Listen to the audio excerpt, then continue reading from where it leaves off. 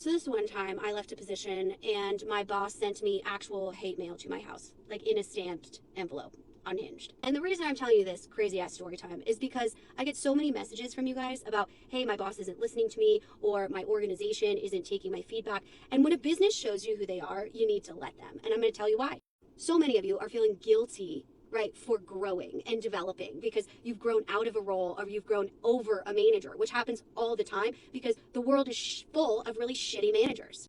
So when I was in my early 20s, I was like many of you, an absolute powerhouse, workhorse, thought that no work was bad work, put in those 60-hour weeks, no problem, right? And I ended up becoming the head of my department without any, title or salary to match that, but all the responsibility. Now I reported into this VP that was known in the culture of the organization for not showing up, right? She was a little bit of a laughing stock. I always got along great with her. I thought everything was fine.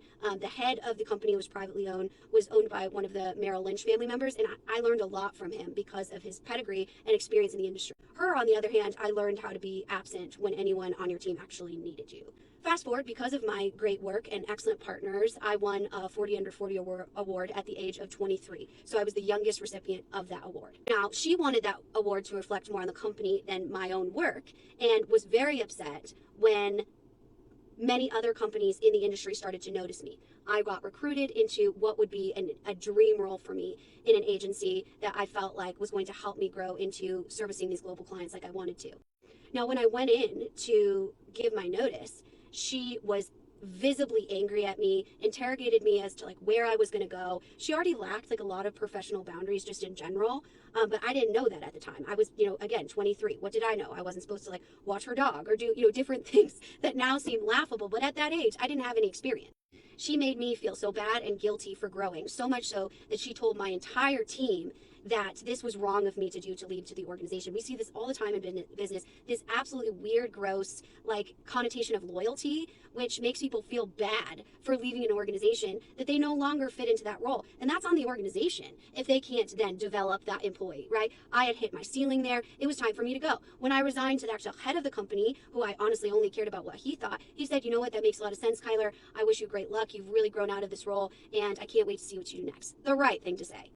There was a lot of other like weird retaliation, and of course like I was the only one that knew how to use multiple systems, so they would call me back like 6 months afterwards, which I was always happy to help. I wanted to have a good relationship with them. I just was going to a different job. It wasn't that deep, right? So here I am just living my life in my new job, trying to learn things, and I get this letter in a manila envelope, right? And it's on company letterhead. Damn, I wish I would have saved it, because now it would have been something that was would have gone down in history.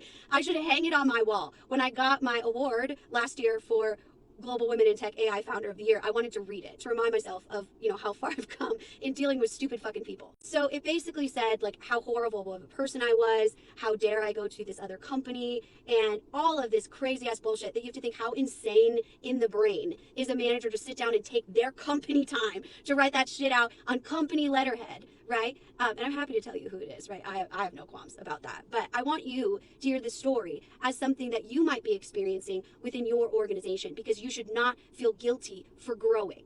And there's no bully like a young woman in tech professional like their VP female boss. If you know, you know. She's also now a state representative in Vermont, so good fucking luck there. If your manager is weird, controlling, insecure, that is not your job to fix, okay? Hear me when I say get out. Seriously, move to another department in the organization, or, right, go out and get another job, because you cannot fix crazy. And I mean that with all the professionalism in the world.